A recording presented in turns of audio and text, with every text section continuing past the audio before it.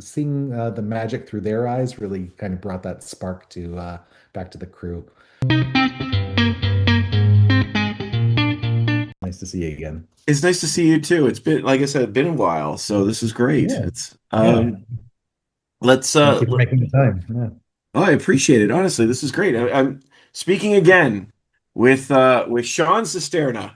One of our I would like to say, Sean, I would like to hear now consider you a regular here on this I think this podcast. is my third or fourth time. Yeah, absolutely. It's nice to be back there, Steve. Thank you for continuing to ask me to come on. So I'm thankful for your help and support. Honestly, I always love your work, and Silver Screamers is just another example of that. It is so much fun. Honestly, Sean, where did it come from? How did this develop?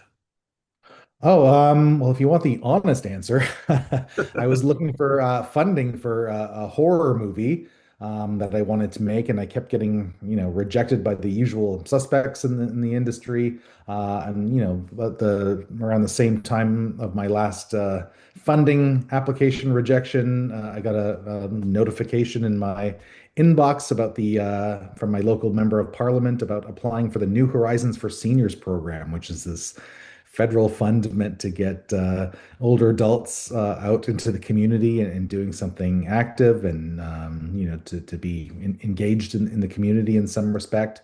And I kind of took my failed horror film application and spun it into a an initiative to keep seniors active and involved in their community. I mean, and you do. This is this is not like any other project that we've seen before from seniors or older people in our community. This is to get them involved in this way is so amazing to see happen. What sort of dialogue were you having with them as the film was coming together? Oh, yeah, it's just kind of open and honest. I said this is going to be a project that involves blood and gore and all those good horror film tropes. And I think that's why I was met with crickets when I first started pitching this. I feel like I went to 13 or 14 different retirement residences in my area and church groups and senior active living centers and just met with disdain. Nobody wanted to participate. It wasn't until like Audrey, who's 96, kind of raised her hand and said, "Yes, I want to do something like this," and that got the ball rolling, and more participants signed up to be a part of the project. It's interesting. Like here you go. You've got these people that are involved creating a horror film. And I mean, horror is such an iconic genre. It's one of the major ones we've had.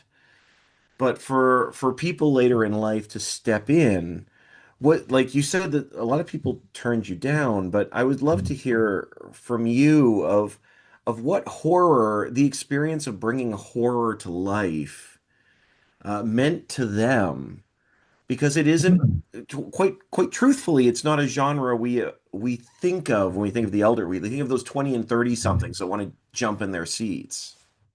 Yeah, well, I think there was a curiosity factor for sure.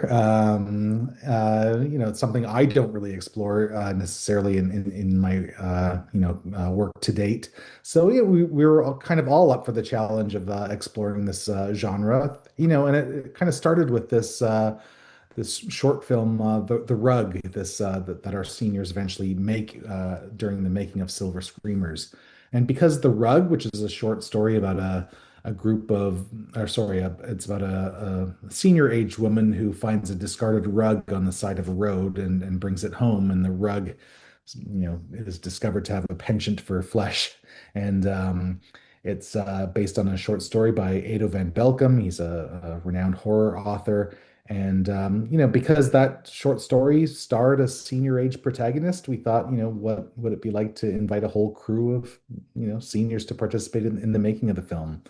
And it opened up those discussions about, horror has a lot of elements of death in it, and those discussions happened on set. We so the subject of death came up a lot as we were making the film, and we wanted to keep things joyous and uplifting, but I guess everyone's in the back of everyone's head, the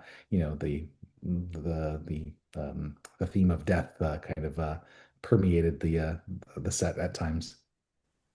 Which is interesting because this is a film where you see them come to life. Mhm. And I was wondering for you working with them, being with them during this time, what was it that really got them excited to be a part of something like this? Hmm.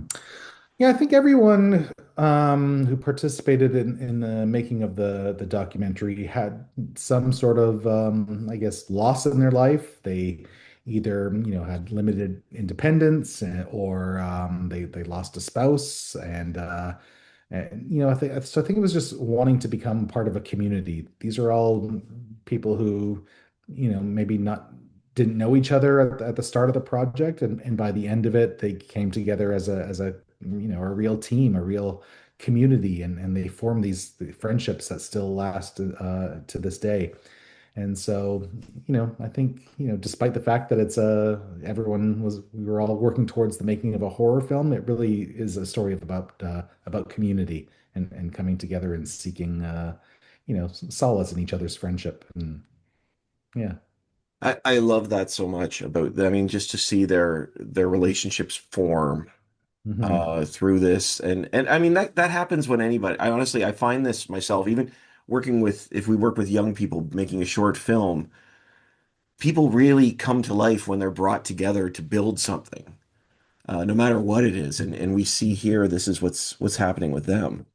Yeah, I think the main thing, like they just one of the key, they wanted to ensure that, or really hoped that everybody in the community would kind of come out and support their work. They were very nervous that no one would show up, and despite all their efforts, so they, were just kind of worried that the community wouldn't be there to celebrate their film at the end. So.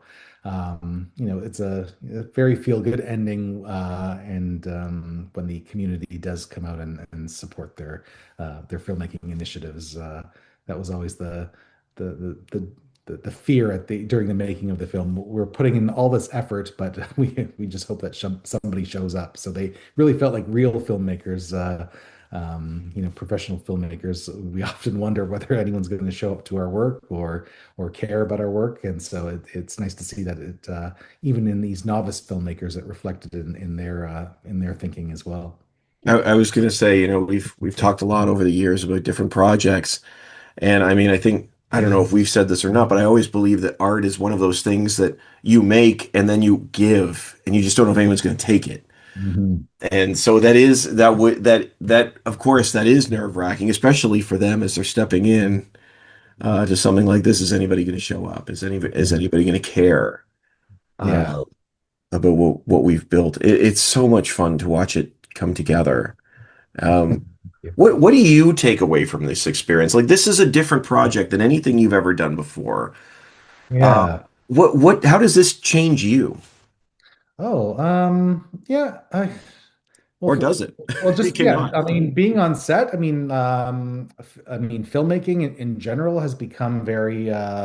What's the word? I don't want to use repetitive, but like I kind of know what to expect on any given day of being on a film set. You show up, you block the actors, you work with a cinematographer to design like a lighting scheme and camera moves, and it all becomes quite routine. But in working with this group, I mean, they showed up wide-eyed every day and just eager for a new challenge, and to see their enthusiasm and excitement for the filmmaking process, that kind of rejuvenated us. I don't want to call myself young, but younger folks on set, to just fall in love with filmmaking again. So just seeing the magic through their eyes really kind of brought that spark to back to the crew. So that's what I loved about it. And just even in the distribution of the film, of course, it's going to different theatrical venues across North America and Europe. But to be able to screen the film in retirement communities and community centers where seniors are kind of most prevalent. We don't want to use this film, as we can't just screen the film in theaters because they might be difficult for older adults to get to. So if we can bring the film directly to them and give the retirement community like the film festival experience, it's been a really enriching and rewarding time being able to, screen the film and do Q&As in retirement homes. And bringing the film where it's most welcome and needed. This it warms my heart as the film does. The film's funny, it's heartfelt, it's just such a You're an lovely. easy target, Steve. You have a I big heart know. anyway. You have a big heart anyway, so. Well, Sean, you mentioned about getting them to see the film. How do we make sure other people see the film? How can people check this out? Yeah, I mean, if you're in the Toronto area, we are opening at Hot Docs on tomorrow, which is Good Friday, at 6:30 p.m. So that's tickets are going very fast. There's only a few left. And then yeah, we're screening all across the country basically. So we're partnering with these different aging research centers in different in universities, and they're programming the film to their communities. So I think next we're in Montreal, and then we just came back from Vancouver, where we opened there. And it's basically you just kind of have to check the listings and follow our social media to see where we pop up next. So you can follow us at Silver Screamers Doc on Facebook and Instagram, and we post our latest screenings there. Next week, I'm headed to Brussels for the Brussels Fantastic Film Festival, and while I'm there, we're making a short film with a group of older adults in Belgium, and we're going to screen their film that we create in those 2 days prior to the screening of Silver Screamers at the Brussels Fantastic Film Fest. And I'm doing the same thing in Scotland as well. We're headed to Scotland in May and doing a workshop for older adults there and screening the film just north of Edinburgh.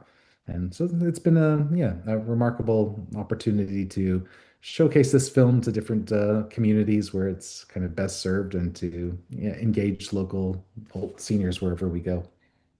Honestly, that gives me joy because I mean, you're showing the film, you've done the short, you've done this thing, but now you get to give the experience to others Hmm. along the way. I think that, oh man, that's so fun. Oh, Yeah, I just think that's really great. I love that so much. man. Yeah, thank you. Sean, honestly, thank you so much for your time. I really appreciate it. Silver Screamers is it's just delightful. You can't argue with how much fun this film is.